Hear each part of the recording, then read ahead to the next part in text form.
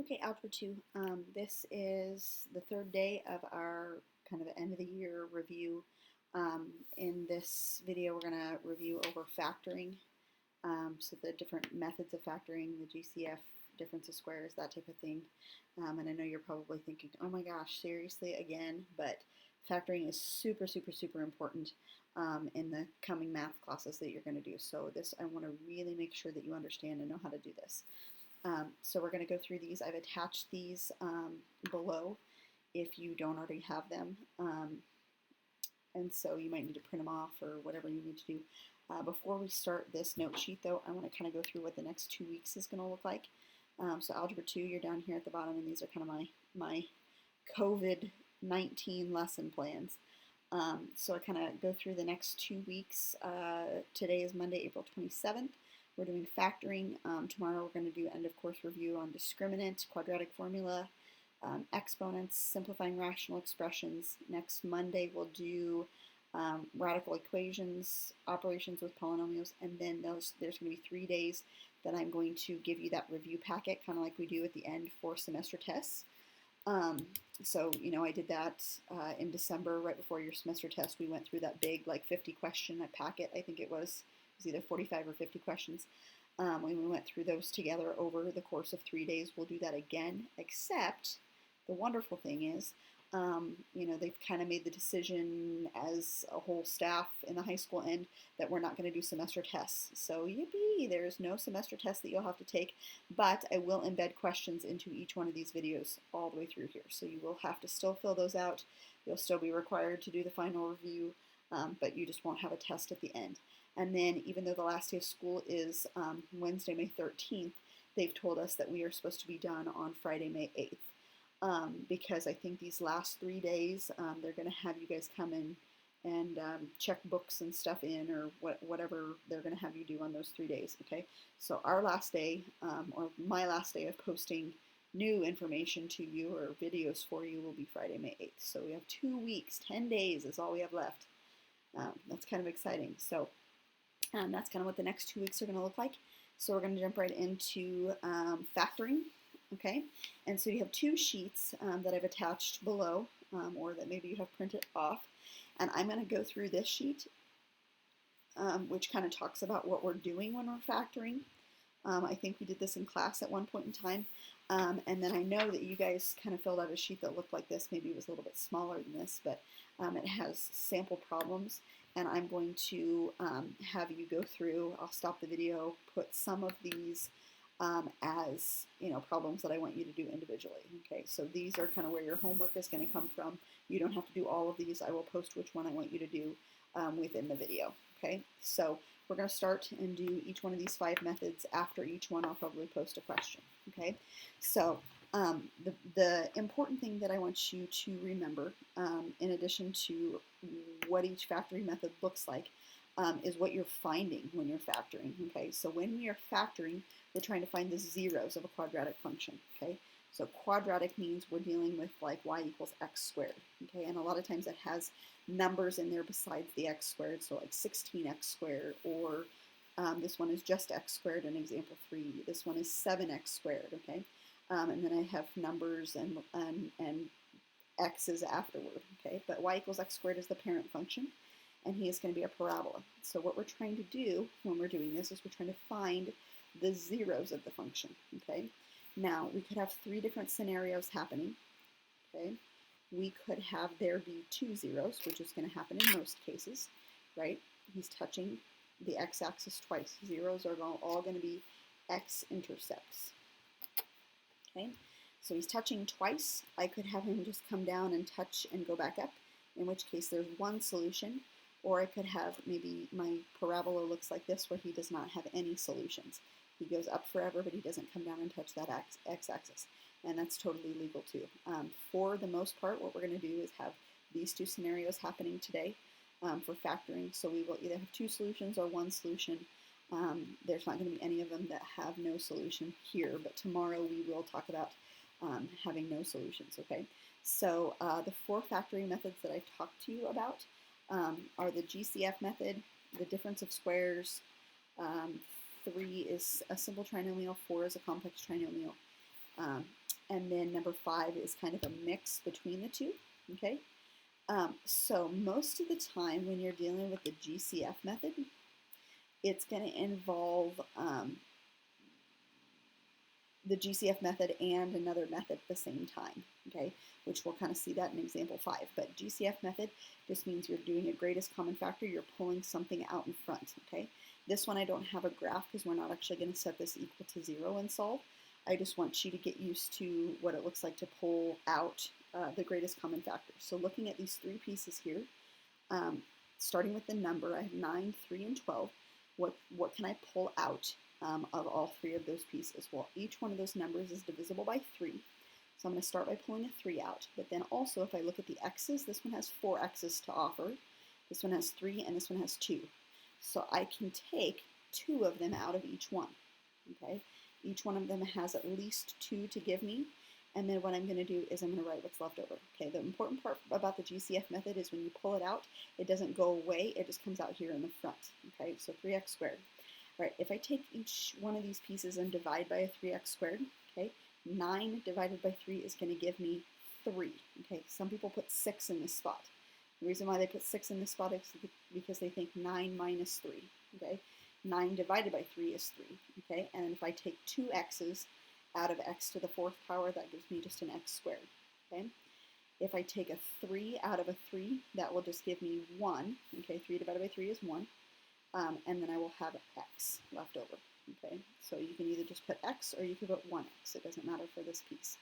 All right, and then I have plus 12 divided by 3 is 4, and x squared, if I take x squared out of x squared, will leave me no x's left. Okay, so this is what he will look like with the GCF method. Okay, now I really encourage you to just kind of mentally go back through them and check those. So if I distribute that back through, if I take 3x squared times 3x squared, okay, 3 times 3 is 9, x squared times x squared is x to the 4th power, okay, and then I'm going to take 3x squared times x, so 3x squared times x is going to be 3x cubed, and then 3x squared times 4 will give me 12x squared.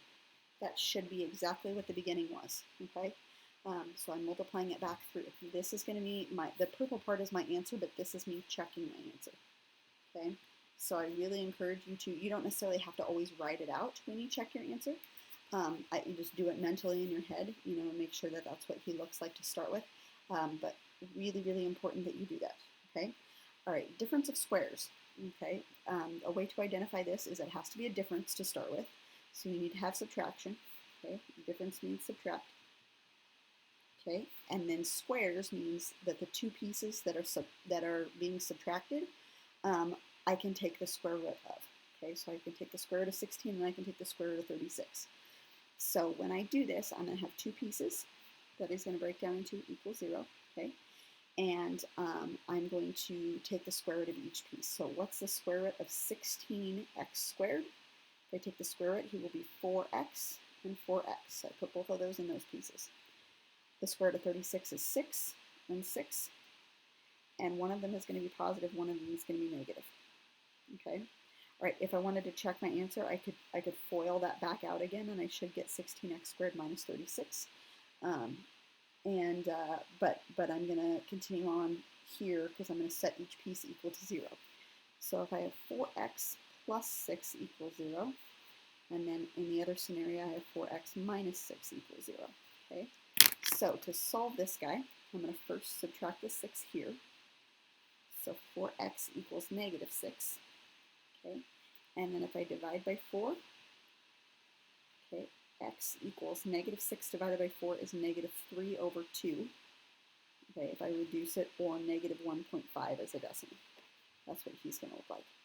Okay, now if I do the same thing over here, but I add the 6 instead, plus 6 plus 6, I'll have 4x equals positive 6. And then if I divide by 4, 6 divided by 4 is going to be positive 3 over 2, or positive 1.5. Okay, so he's going to be over here at 1.5 and at negative 1.5. Okay, so I have those 2 dots where he's touching at positive 1.5, negative 1.5. And this thing, this parabola, is going to be facing up. Okay, because this first x squared is going to be is a positive 16. Okay, so that's how I know he's a smiley face. All right, he's going to look something like that. Okay. In addition to that, I know that the y-intercept down here where he touches is 36. Right. The y-intercept is that last value, because if I plug 0 in for x, he's going to touch down here at negative 36. So that's another thing that you kind of check to make sure. So he should be really low parabola. But, my scale is off, so there we go. But the zeros are going to be negative 1.5 and positive 1.5. Okay, next method is a simple trinomial. Okay, and the reason why I know he's simple versus complex, if I compare the two, x squared has nothing in front of it. Here it has a 7 in front of it. So that's what makes him simple versus complex. Okay, so this one, what I'm doing for a simple trinomial is I'm looking to see what can I multiply to get negative 18, but when I add them, give me positive 3. Okay, and if you don't know the factors of negative 18, I strongly suggest that you list them out. So 18 could be 1 and 18, it could be 2 and 9, it could be 3 and 6, and I think those are the only factors of 18 that I have that are whole numbers. Okay, so which pairs of those can I add together in some way to get 3? Well, 3 and 6 is the only combination that will do that for me. So I'm going to put x in both of those spots, and if I want a positive 3, the 6 has to be the one to be positive, and then the 3 has to be negative. So 6 times negative 3 is negative 18, but 6 minus 3 is going to be a positive 3. So I know that that checks out. Okay. Last thing I need to do is if x plus 6 is equal to 0 and x minus 3 is equal to 0, okay, I would then subtract the 6 over, so x equals negative 6. So maybe you guys can do this without writing it out, but it's been a while. This one I'm going to add 3, so x equals positive 3. So he's touching here at positive 3, and negative 1, 2, 3, 4, 5, 6. That's where he's touching. Okay. All right, is this thing going to smile or frown? Because it's a positive x squared, he's going to be a smiley face. His y-intercept is going to be at negative 18 because it's that last digit. I'll plug the 0 in for the x's. He's going to touch down here at negative 18. So he will look like something like that, maybe. All right? That's what he's going to look like. All right? Complex trinomial. This one, because there's a 7 out in front of there, I have to first take 7 times 3. I'm going to do that up above here. Okay? 7 times 3 is 21. So I want factors of 21 that when I multiply to get 21, I put multiply here, and I want to add to get a negative 22. Okay, so factors of 21 would be 1 and 21. 2 doesn't go in there, 3 and 7, and I think that's probably about it. So which one of those groupings will give me 22 if I add them together? Well, it's going to be this first one. Okay. So then what I do is I write this in 4 pieces. So I have 7x squared and the 3. Those guys are going to stay. 7x squared plus 3, but this 22x is going to split into 2 pieces. Okay, and the 2 pieces are going to be 1x and 21x. Okay, except if I want it to be a negative 22, both of them have to be negative. Negative 1 minus 21 is going to give me negative 22. Okay, so I have these 4 pieces. 7x squared minus 1x minus 21x plus 3. Okay, and then from here I do factor by grouping. So I'm going to group this guy and I'm going to group this guy. Okay, all right, so I look at the first piece and I say, what can I pull out of 7x squared minus 1x? Okay, well 7 and 1, there's nothing I can do there, but I can pull an x out. So if I pull an x out, left over will be 7 and just 1x instead of 2. And then this guy, if I take the x out of there, it will just be 7x minus 1. Okay. Now, what I want to have happen is whatever I take out of here, I want it to leave me with 7x minus 1 again. Okay, so what I'm going to do is I see 21 and 3, and I can see that a 3 will pop out. Okay, but if I take a 3 out of negative 21x, that will give me negative 7. I want it to be a positive 7. Okay, so instead of taking 3 out, I'm going to take a negative 3 out. Okay. And this will leave me with 7x. If I take a negative 3 out of positive 3, that will give me a negative 1, okay? Because negative 3 times negative 1 is positive 3 if I look at multiplying those back together, okay? Last thing I do is I write my groups, okay? So one of my groups is 7x minus 1.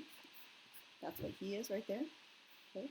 And if I take that chunk out, the last piece will be x minus 3 left over, okay? And then I just set both of those equal to 0. So starting with this first one, some of you guys can do this in your head. Try to do it in your head if you can. That's a good practice to get into. If I add the 1 to the other side, I'll have 7x equals 1. And then I divide by 7. So x is 1/7, or whatever that is. It is a decimal. I'm just going to leave it as 1/7. Okay? X minus 3 if he's equal to 0. You can do this in your head probably. But x is going to be equal to positive 3. So I have, I'm going to do 1, 2, 3. He's going to touch right here at 3. And at 1/7, which is right close to 0, so he's going to touch there. Okay? Now, this is another smiley face because 7x is a positive 7x squared. So he's going to do this. He's going to smile. And that's what he will look like. His y-intercept will be 3, so he's going to go up here at 3, and he's going to cross right about there before he veers off to the left. Okay? And that's what he will look like. Complex trinomial. Okay? Last one is going to be a mix of a couple different ones. So what I'm looking at here is I have a 2 in front of that x squared, which kind of looks like he's a complex trinomial. Except, and I can factor him as a complex trinomial if I want to. That's totally legal. But what might be easier to do is to look at all of this and say, okay, I can pull a 2 out, right? Okay, I can do a greatest common factor and I can pull a 2 out. Okay, so if I take a 2 out of each one of those things, I'll pull the 2 out in front, okay? And I will be left with x squared minus 8x plus 16. If I divide each one of those by 2, I'll end up with that. Okay. Now, because this 2 is here, and there's no x attached to it, I don't have to set this part equal to 0, right? Like if I had an x pulled out in front of here, I would set x equal to 0. But I'm not going to do that if there's just a 2 there. What I can do is I can divide this side by 2. That will cancel him out and divide this guy by 2. So on the left side, I will just have x squared minus 8x plus 16, and he will be equal to 0. 0 divided by 2 is still going to be 0. Okay, now what I have is a simple trinomial. Okay, so I've got this guy going on here. So I'm looking to see what can I multiply to get 16, but when I add them, give me negative 8. So if you can't think of it, list them out. I have 1 and 16, I have 2 and 8, I have 4 and 4, okay? So which one of those combinations is going to give me 8 when I add them? Okay, it's going to be the 4 and 4 combination. So x here, okay? 4 times 4 gives me 16, but I need it to be a negative 8 when I add them. Okay, so each one of those 4s need to be negative, right? Negative 4 times negative 4 will still give me positive 16, but negative 4 and negative 4 will give me negative 8, so that's what I want, okay? Now if I set this one equal to 0, x will be equal to positive 4. If I set this one equal to 0, x will be equal to positive 4. Okay? So I have 4 as being the place where he crosses, but I have like 2 answers where I get 4 as the answer. So how does this work? Okay? Well, what's going to happen here is this is going to be like the example that I talked about up at the top here, where I only have one solution. He's just coming down, touching the 4, and going back up again. He's not crossing like that one was. Okay, so he's going to do one of these. He's going to do a smiley face again. Probably do something like that. Okay, just come down, touch the 4, and then go back up again. So that was kind of a mixture of greatest common factor and simple trinomial all together. And so there is the 4 basic factoring methods. Really super important that you know how to do each one of those. Okay.